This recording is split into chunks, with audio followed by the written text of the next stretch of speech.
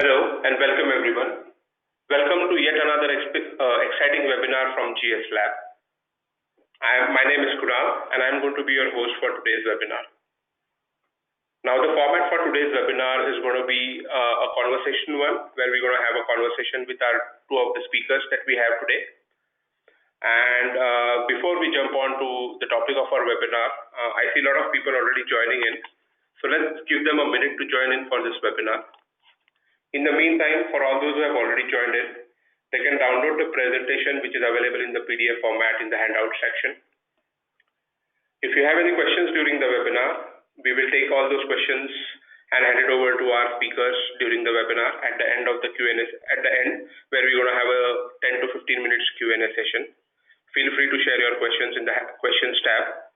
Even if you are not able to take all the questions tonight, we will make sure that we send out a Q&A sheet to everyone. Don't forget us to rate the webinar at the end of the webinar. And don't forget to follow us on Twitter and LinkedIn handle where we keep on posting a lot of interesting stuff about technology and our upcoming webinars. So stay tuned with us on our social handles. Okay, so moving ahead with the topic for today's webinar.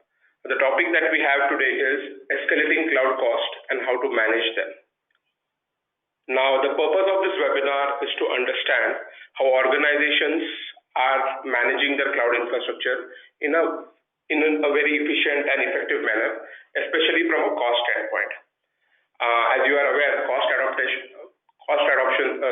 adoption is rapidly increasing both in startups and enterprise section.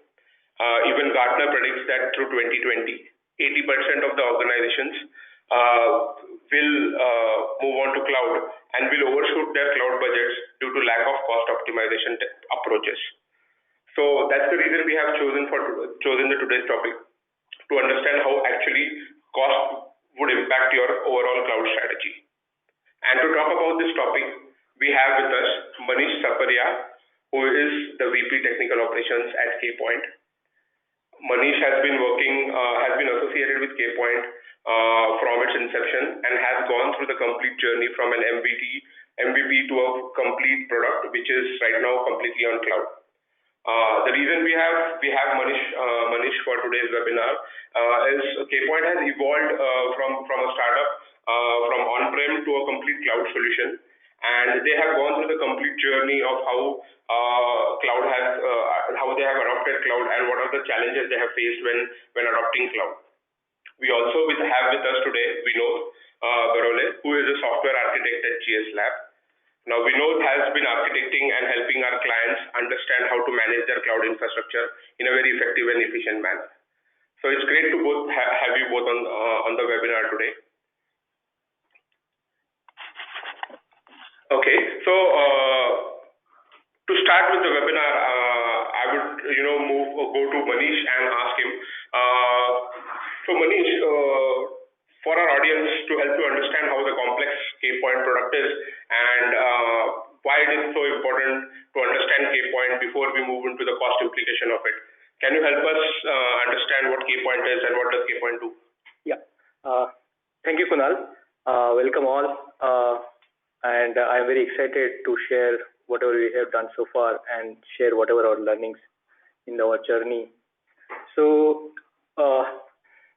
Kunal, to answer you very briefly, we are videoifying the enterprises. And to understand what exactly I mean by videoifying the enterprises, let's look at where typically videos get used in a given organization.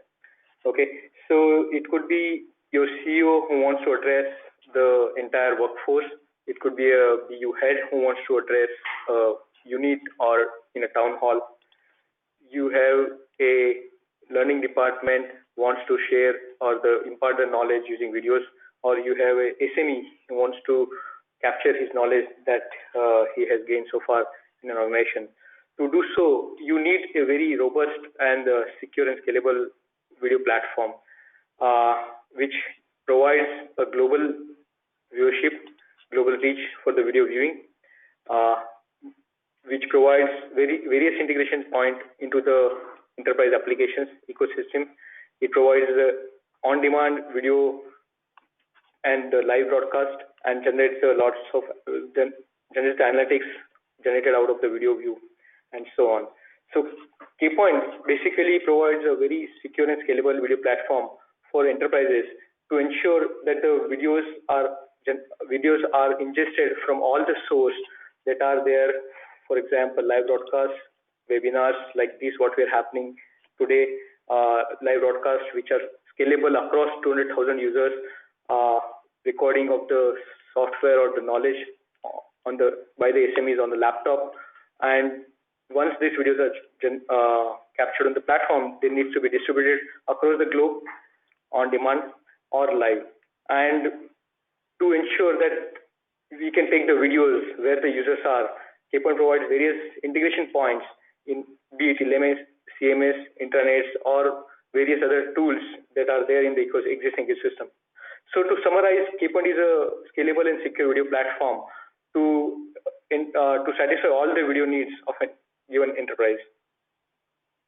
Oh, so if I have to put it into a nutshell, I would also like to say that kPoint would be my go-to platform for both my video creation and distribution requirements, and to a certain extent, it would also suffice my webcast kind of a requirement, especially in an organization setup.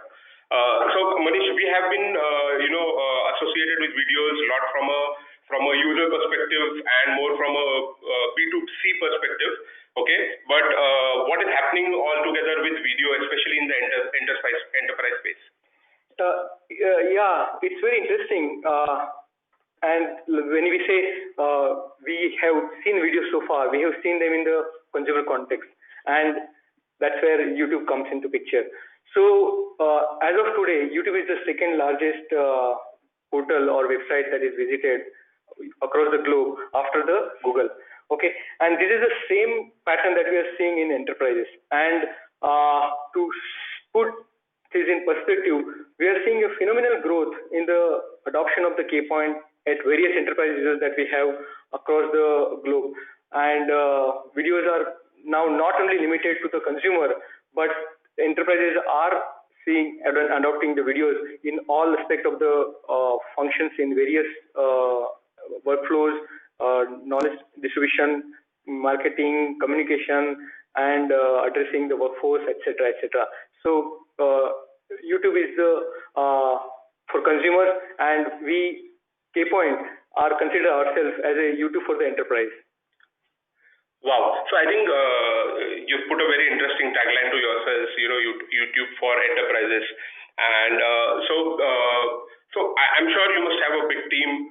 How big is your team, to execute all this? We are almost 30 engineers, Kunal. Oh, so just 30 engineers. I mean, it's 30 engineers when you started, or it's overall the 30 engineers team that you're talking about? Well, we have grown to 30 engineers, and let me show you how we have grown here. So since we started in 2011, from a small company to product having small user base to 1 million users today on the platform, we have grown, and we have grown very seamlessly and steadily because of our cloud adoption right from the start when we were building the product. Oh, great. So Manish, I would like to interrupt here. We would like to run a small poll to understand, which cloud provider people are predominantly using for their requirement. So let's have a quick poll to understand what are people's thoughts. So the question we have for the poll is, which cloud provider do you currently use for your infrastructure as a service requirements? And you will have your options in front of you. I would like everybody to take part in this poll.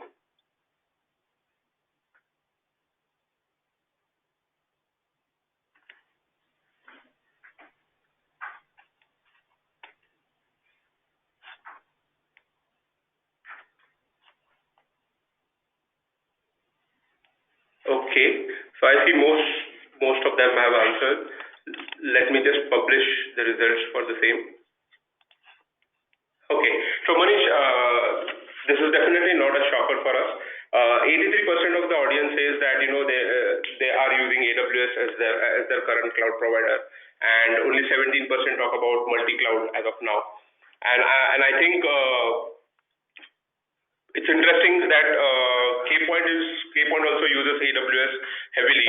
So why AWS? Why it's so popular and why people choose AWS? Yeah, well, Kunal, the polls results are not anything that we wouldn't expect because when we started the journey in April 2011, we were looking for options to serve our US customers, and we were in lookout for a good cloud hosting options. And at that point of time, we were hosted on Rackspace, and in India, we were hosted in Tata data centers. At that point of time, we came to know about AWS, and that was the only option available at that point of time. And we thought it would be a good idea to adopt the cloud and see what we can do differently in our product offering. So I think looking at your timeline, I believe you've practically grown with AWS. As AWS has grown, you guys have also grown. So can you tell us more about your journey? And it would be really interesting to understand how with AWS services you must have been incorporating most of their services. So how you have grown along with AWS? Yeah, true. Actually, when we started AWS, we were using them as a simple hardware replacement.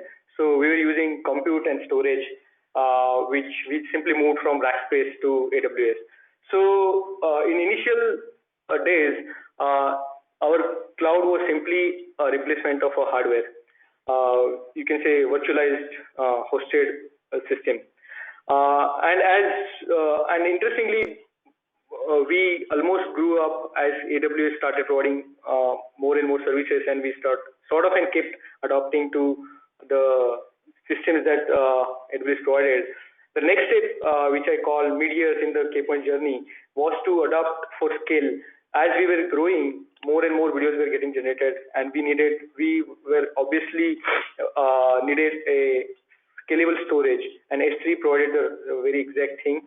And of course, we couldn't have reached to our global users without the cloud front that Amazon provided, which seamlessly helped us reach our users across the globe.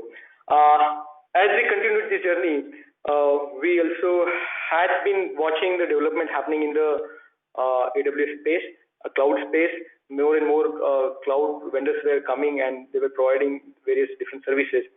One of the things that we have however, it kept in mind in our architecture is to ensure that we are more or less cloud neutral. What I mean by that is that we also had on-premise services which were offered to our customers, which we did not want to deviate too much from. However, in this journey, we had to do the migration as well, and as time passed, and we see that we need to scale beyond the hardware, and more and more AWS services that were provided, we started leveraging them. We are now using VPCs. We are having replicated deployment. We are using services like WAF, Guard Duty, LBs, and ECS for the Elastic Cloud. And we are now cloud native and auto scale services for most of our services. Oh, great. It looks like you're using more than 12 to 15 services of AWS at any given point of time. And what I have heard is the cloud architecture plays a very important role, especially for a product like you. So I would like to understand, and I'm very curious about it, is how deep-rooted AWS is in your complete architecture. If you could just help us understand how well integrated it is when we talk about the architecture. And then definitely once it is so deep-rooted, we would like to understand how you guys have taken it ahead. Sure. So let me go to the first slide where we talked about the kPoint services that users can leverage. So in this one, what we see here is that there are three main blocks or the engines that runs in kPoint. One is the video processing engine, which basically takes the video, ingests the video, and makes them multi-format, multi-bitrate, and suitable for various devices. And then we do the indexing of the video on the entire timeline. What I mean by that is that textual information is extracted out of the spoken words, OCR, images, and the metadata provided by user, so that we can not only search the videos based on the descriptions and the titles, but we can also search the videos based on some text appearing in the screen, or maybe some words which were spoken into the videos, and so on. And the third most important part of the kPoint platform is the analytics. So once your videos are hosted and they are distributed to various users, how they are getting used, where users are seeing it, where the viewership is dropping, where the users are clicking, all these clicks and analytics are of the paramount importance to understand how the videos are consumed. Now, having said that, let's look at the architecture. So typically, this is the ingestion pipeline. This is the video distribution pipeline, and this is the authentication and the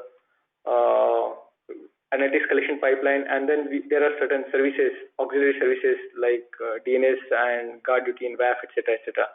So, like I said, users upload the video or create them. The videos are ingested in the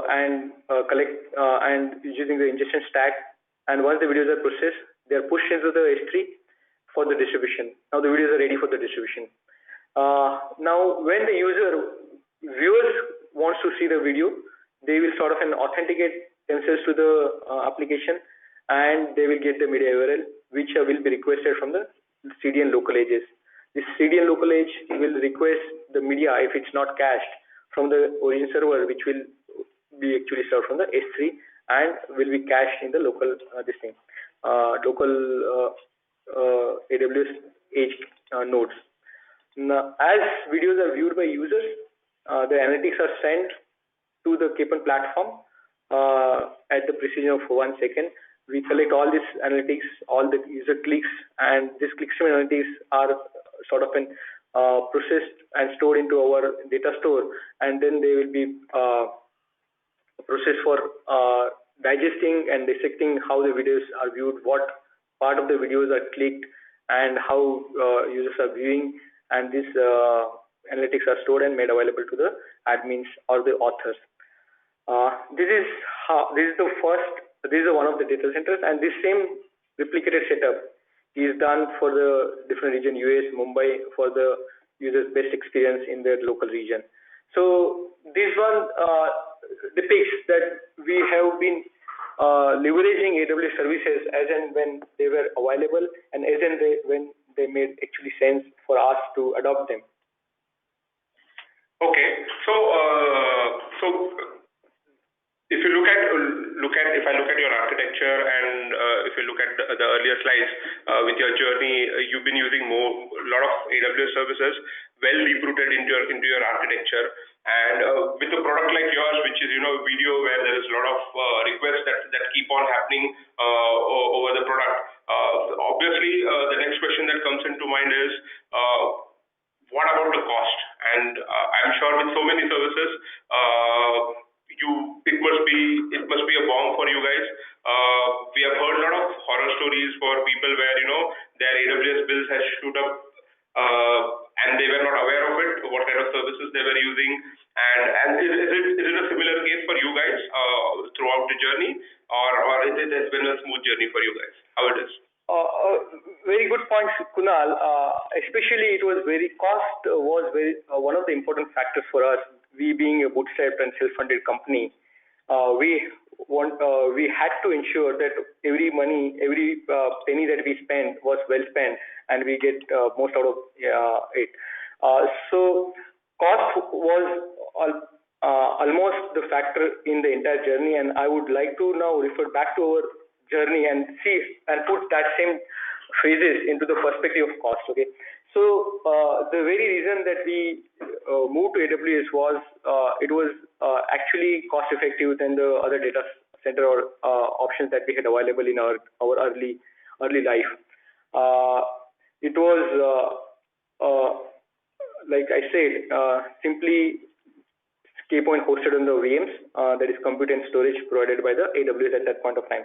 Now, as far as the costs go, this was pretty straightforward because there were high visibility and predictability about how much or what resources we're using. There were very few resources actually, and they were mostly fixed cost.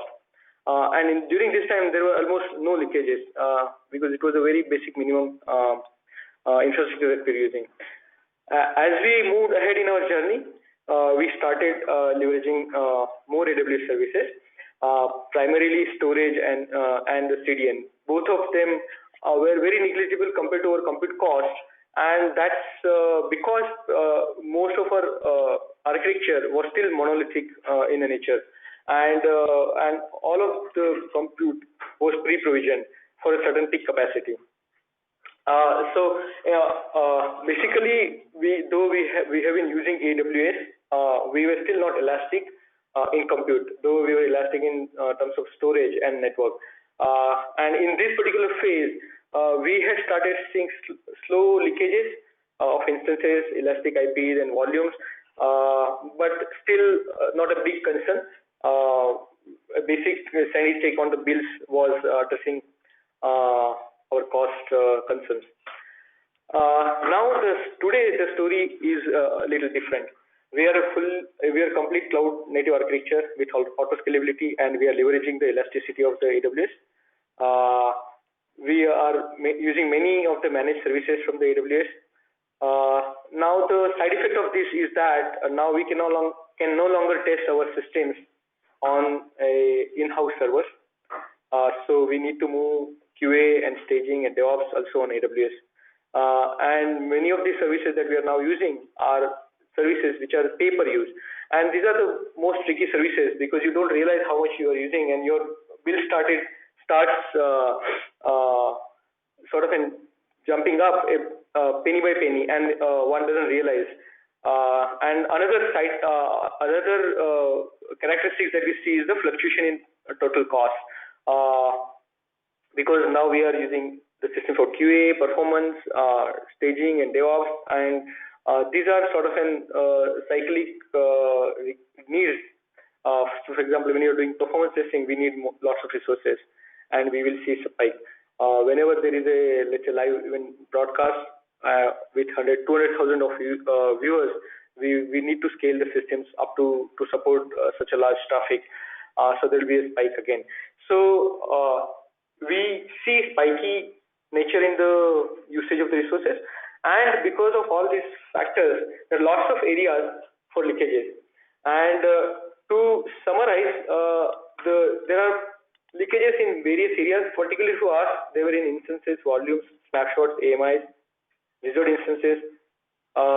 One of the most important factors is underutilization of the instances, especially in the QA and the staging environment. Elastic IPs, unused load balancers, and unused lambdas, etc. For the companies that are using other services, may also see leakages from those respective services. Primary causes of this leakage, if one sees and analyzes them, they are because of the scale. Like I said, once we were fully into the AWS, most of our teams are now using AWS resources, and more resources means more leakages. People and processes. When I say people and processes, even though many of the people know that they are cost associated with the AWS resources, many a time ignorance and inertia are of the behavioral aspects that one cannot control, and leakages do happen because of them. Tools and lack of automation is another cause of leakages that we have seen. We must leverage the tools, whatever tools are at our disposal for keeping track of costs. We must use them. And architecture. So the architecture is not suited to leverage the elasticity. We will end up throwing on more resources for the peak capacity that we need, whereas the whole purpose of AWS is, or maybe any cloud, elasticity is defeated.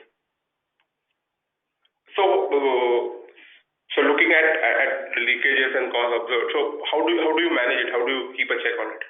Yeah. So once we have identified the causes, okay, basics are very obvious. We want, particularly on our case, we started turning off the QA instances during the night. They are not used. We have migrated most of our QA fleet to spot instances. We are using snapshots instead of keeping volumes in around, and there are many such small things that we can do to ensure that the resources are not provisioned when they are not needed. If we have to talk of tools, we had started with AWS Build and watching them with and scrutinizing them every month.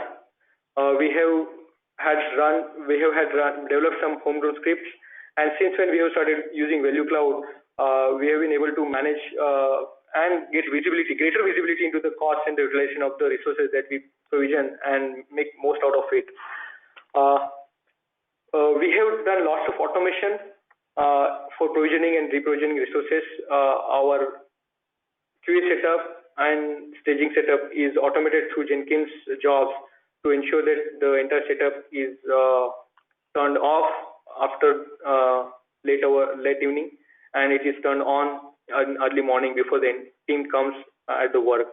Automation goes a long way to avoid people and discipline issues, because as we are using more and more resources, it is bound to happen that people will forget, people will be lazy, and even though they are aware, leakages will happen. Talking of people and process and discipline, we have a practice of reviewing our monthly bills very carefully. We ensure that the resources that we have been using have been kept track monthly, and we have planned and estimated the resources that we need in a given month. We use alerts and thresholds on the billings and reviews resource usage as frequently as possible. Recently, we have put many scripts in place which tells us every day what resources are used by which person or which teams, and if they need to be provisioned or not provisioned, and to get more control over our costs.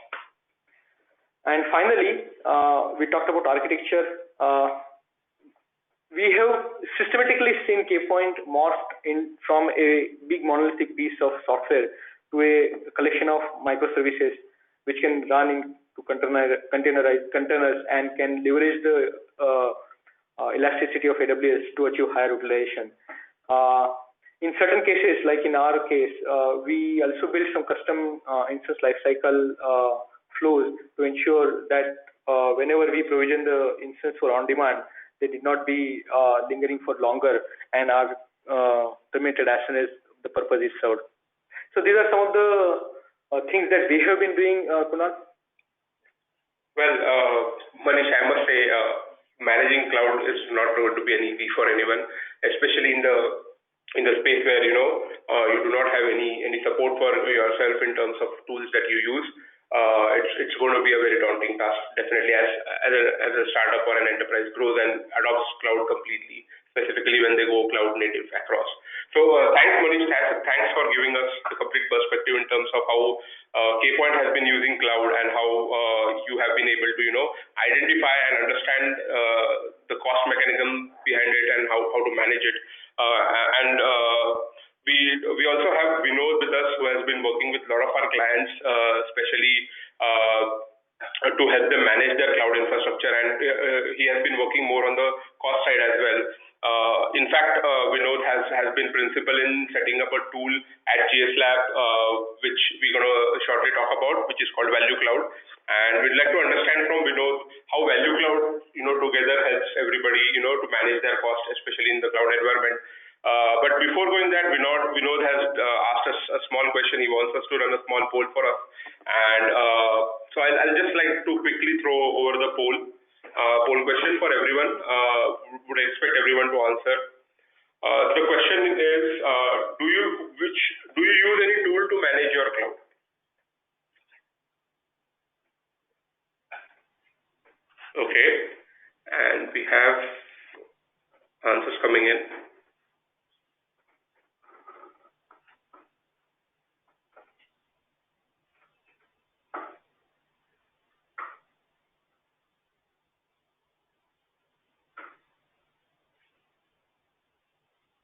Okay.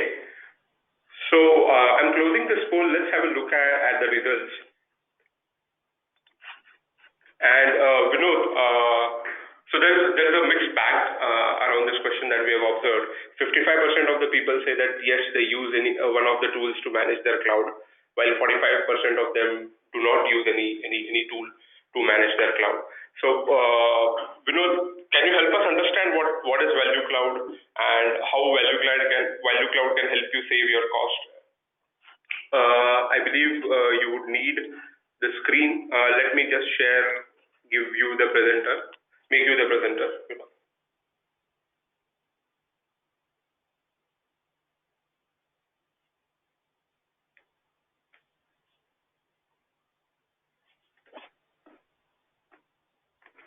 Hey, thanks Kunal for the introduction.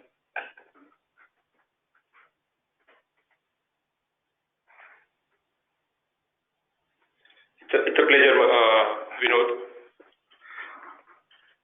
So Vinod, when did Value Cloud came into perspective? How did it came in, and how does Value Cloud help? Sure. So let me just give a background of how we started off and what exactly is the story behind Value Cloud and how we got where we are today. So so basically at GS Lab we work with many small and medium-sized software companies, which also includes startups. So as you know, in the advent of cloud services, most of these companies wanted to jump on the bandwagon with the intent of saving few bucks, which they thought they were paying extra, staying on legacy data center services. Which is, I think, all our customers' request was to either migrate their products onto the cloud or build their products on cloud. But the little that they realized that the cost part is something that's going to hit them in future when they actually start using it on a daily basis. So during the same time frame, we were also receiving a lot of requests from our customers regarding the high cost that they had to pay to keep their products running on the cloud.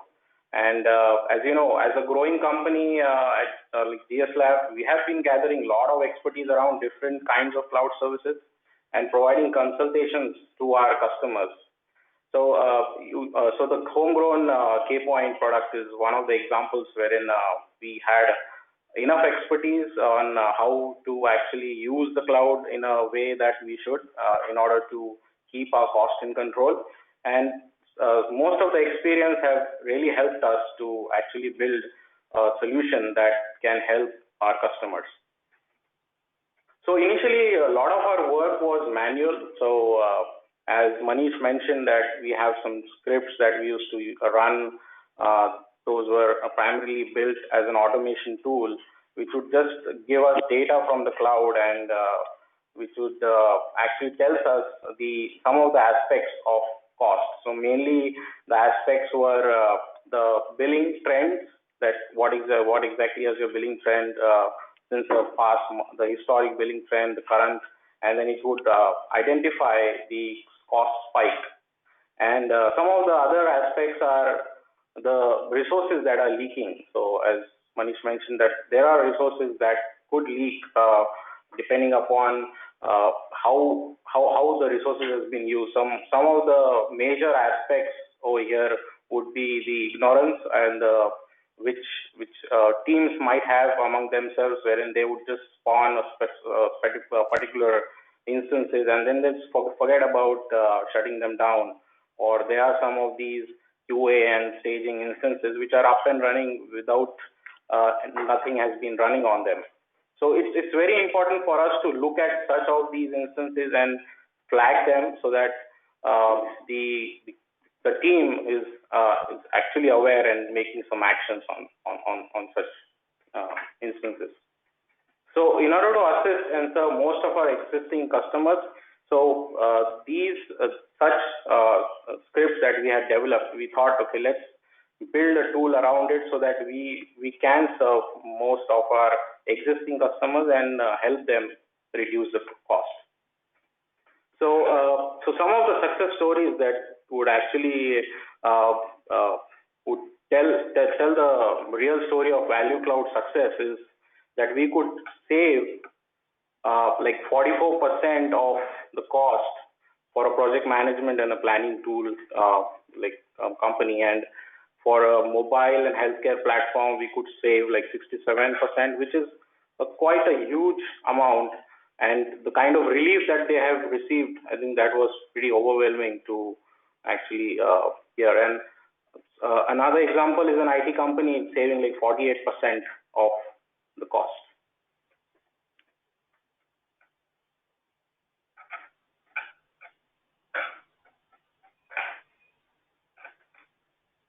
Okay, so let me give a brief of what exactly Value Cloud does.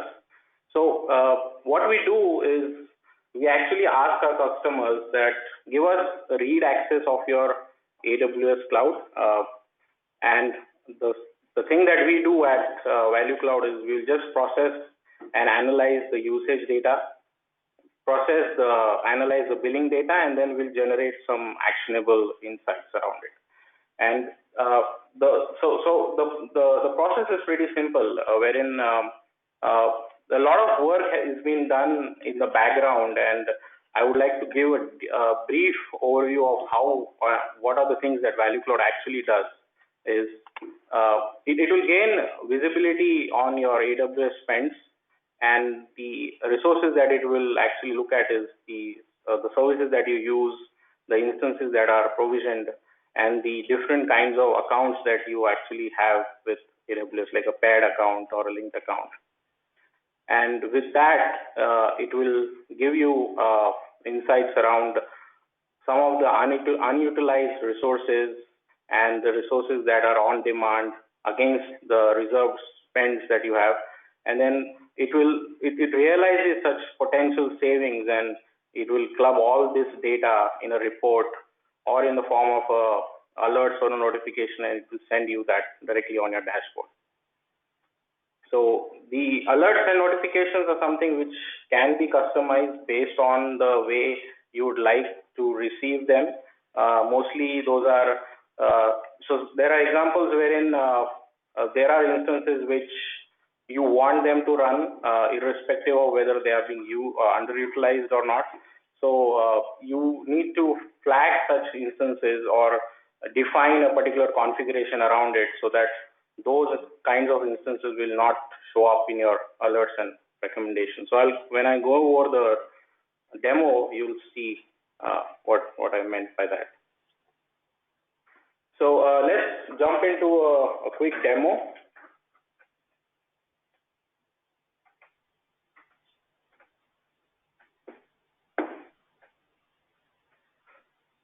So in order to get access of your Value Cloud,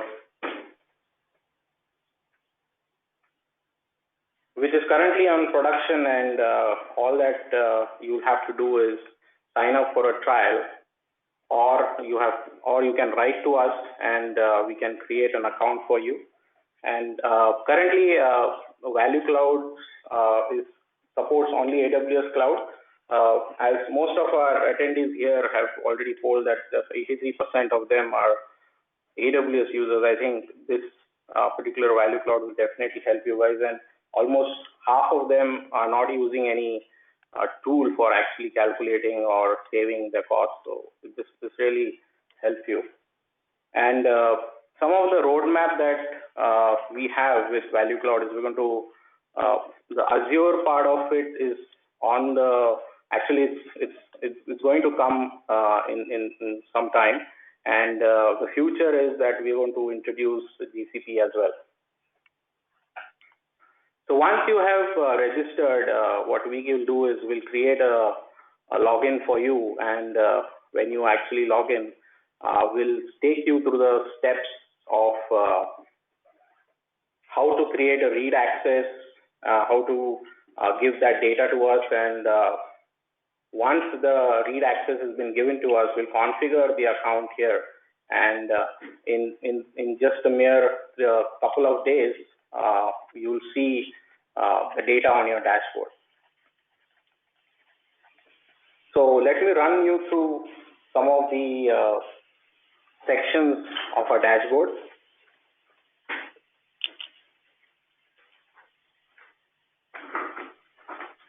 So at the very outset, to keep things simple and data more precise, our focus is on two things and two things only.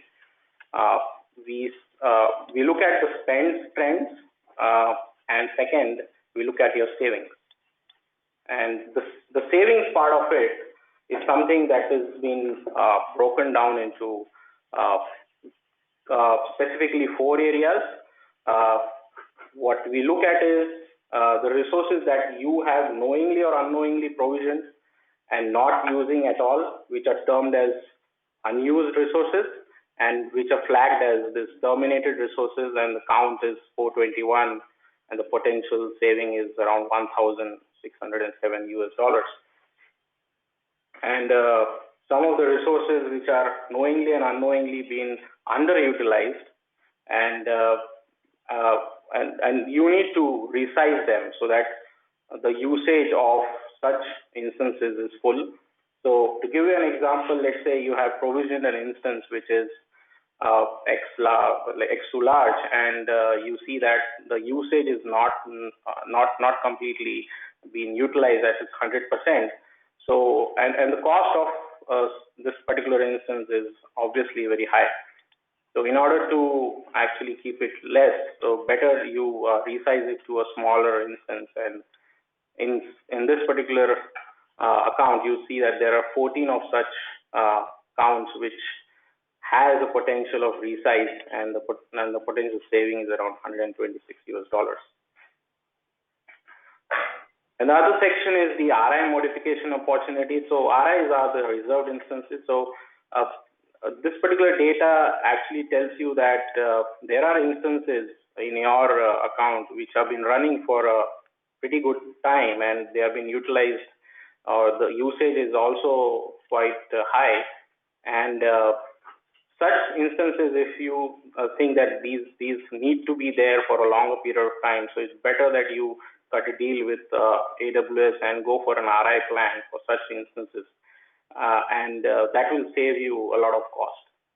So in this particular account, you see that there are 46 such instances which require RI modifications, and the potential saving comes to around $607 US. And the other section, there is a fourth section, which is the more savings. So these are something that are related to instance generation. So there are instances which are of older generations on AWS, which AWS charges a hefty amount to maintain them, and it's pretty okay for anyone to move to a newer instance. So that's a recommendation that's always AWS provides, and so that the cost part of it is reduced there, and you are not hit by the higher cost of maintaining such instances. Okay, so the spends for an account, the graphical representation that you see here is just gives you a brief look here of your account across the spectrum of services that are being used by your account within of AWS. So this just gives the count and the services that are being used. Okay, so the numbers, that pretty interesting that these numbers that are being shown up, you would definitely not want to just directly take an action of it. So what the next step that you would want to do is actually look at the details of what are those resources which Value Cloud is suggesting you to terminate or resize or do an RI modification of. So what you do here is that we have some detailed tabs which would give details of what exactly are those instances, and give you pretty much good information of whether to go with a particular action that Value Cloud is suggesting for you or not. So this is a section which actually tells you about the termination of the resources. So this gives a detailed view of what are those resources, what are the potential savings under it, and and whether you want to take an action for actually terminating them. So you can filter it and you can actually look at it so that you can take better actions. So these are the resources for the termination. These are the resources that have been suggested for. So here what we have is just EC2 instances, like 14 of them, which you want to resize. This give you the current where those instances are present, in what region, what is the cost for it, the savings that you can do on it, and a detailed view of that particular instance. And it will also recommend you to what do you want to resize it to. For this particular instance, it's recommending to resize it to T3A micro. So looking at this data, you can actually make a better judgment. So this is about the more savings. I talked about the instance generation.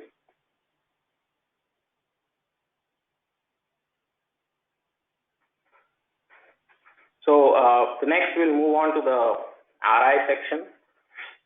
So these are some of the planned RIs that we have. And it also tells you if there are any unused RIs. And this gives you instance split of what kind of instances that you have, an on-demand, reserved, or spot instances. We also give a holistic view of your account by looking at the inventory. This tells you what all services you've been using and what are those, on what regions are them, what regions are they hosted on. Yeah. So the configuration section is pretty interesting wherein you can actually configure some of the alerts and notifications that you want to receive when a particular account or is being going up a specific cost, or a particular unused like resource count is increasing a specific number. So there are so many such configurations that you can configure here, and so that you can receive the notification here on your dashboard and also via email. And then at the last we have reports. So these reports are like pretty detailed ones. So what you see on the dashboard is it's a brief overview of what your account looks like and what kind of saving that it needs. But you would also need to look at some of the detailed reports that we send out via Value Cloud. So just want to give a holistic view of that report.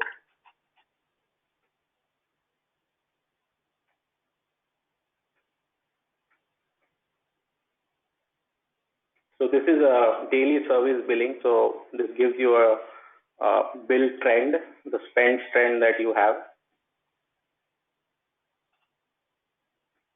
So such reports will actually help you make a better decision whether you want to actually do any kind of changes to your cloud account based on the recommendation that Value Cloud is giving you.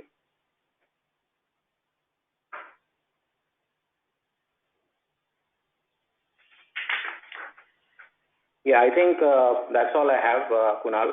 So great. Thanks, thanks for taking us to the complete tool. And I see a lot of visualizations already as a part of this tool, and that's really something that today's IT managers and cloud managers definitely need to look at. So definitely this tool is going to be helpful for a lot of audiences out there, and it will help predominantly on the cost side of it for them. But Manish, I also wanted to just jump back to you and just wanted to understand what kind of pointers you would like to give for people who are actually thinking of getting into a cloud native kind of a structure, and what things they have to look into when they're making this transition. Yeah, sure. Kunal, to summarize, I would say people who are starting with the journey in recent times must be aware of lots of things that they must do right from the day one. And so one of the learning for us was to go for cloud native architecture. and those who are starting right from the day one should keep this in mind. Adapt and keep evaluating. Experiment, and your choices can go wrong. That's fine. Now, what I mean by that is that we have seen AWS almost evolve along with kPoint's own journey, and all through this journey, we have been keeping a constant eye on what AWS and other cloud providers are bringing on the table, and we have been experimenting and evaluating each of these new services that we have provided, and deciding whether we need to go for them or not. And lots of these offerings keep coming, and there's always a excitement to go and start using those services. But you need to be really aware and about whether the new services that are coming or offered by the cloud service providers are really useful for you and really that are in alignment with your business model or not. You really need to have a good look at it, and like I said, evaluate, experiment, and then decide to use these services. As from the cost perspective, they can go and start, pinching your pockets soon before you realize. Definitely, they might be very useful in getting the product out in the lesser time.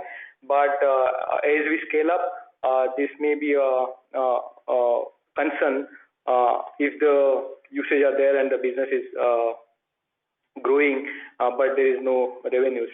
Obviously, there will be revenues as well as the business grows, but cost effectiveness needs to be kept in mind. Another point that I wanted to highlight along with this is that, particularly in case of kPoint, we have always been working on our cloud neutral strategy all through the journey. In earlier days, we had an on-premise offering, and nowadays, whenever we make a choice of any new services that we want to leverage from AWS, we ensure that similar services are provided by private cloud like OpenStack, and we are in the process of migrating our services to OpenStack so that we can offer and also reduce lots of our QA and staging costs. And like I said, as you grow, analytics and performance can also, analytics in particular can generate lots of data for you and start raising the bill slowly and steadily.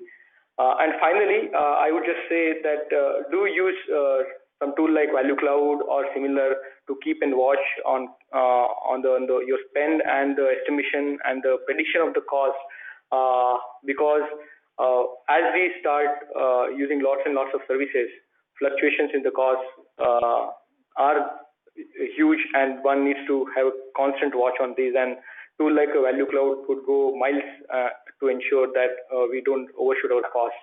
So that's pretty much from my side, Kunal. Thank you. Hey, thanks, Manish. Thanks for helping us summarize what we had discussed across the complete webinar.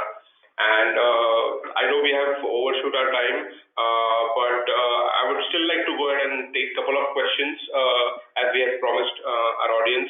And rest of the questions, we'll make sure that we answer those questions and send out the Q&A sheets to everybody in next couple of working days. So I think the first question is for you, Manish, and that is more from the architecture point of view. The question here is, what is the impact of architecture on the cost? Right. Kunal, so as we discussed, one of the biggest impact of the architecture not suited for the cloud would be that